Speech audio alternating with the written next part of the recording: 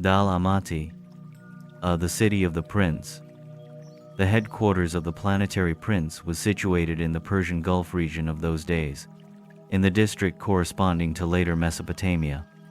The climate and landscape in the Mesopotamia of those times were in every way favorable to the undertakings of the prince's staff and their assistants, very different from conditions which have sometimes since prevailed.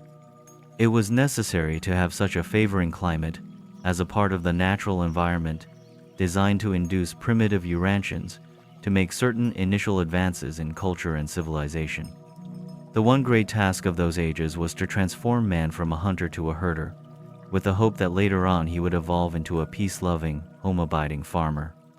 The headquarters of the Planetary Prince on Urantia was typical of such stations on a young and developing sphere.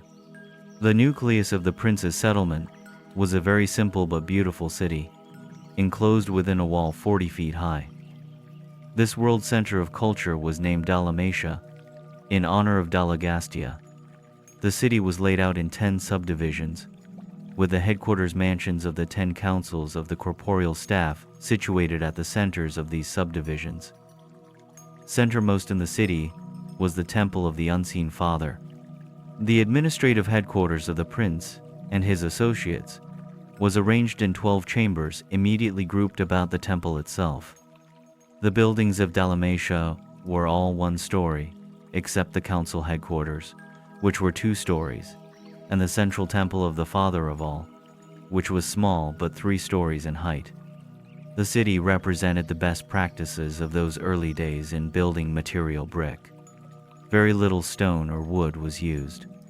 Home building and village architecture among the surrounding peoples were greatly improved by the Dalmatian example.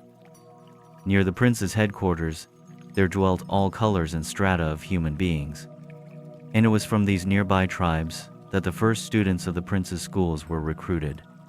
Although these early schools of Dalmatia were crude, they provided all that could be done for the men and women of that primitive age. The prince's corporeal staff continuously gathered about them the superior individuals of the surrounding tribes, and, after training and inspiring these students, sent them back as teachers and leaders of their respective peoples.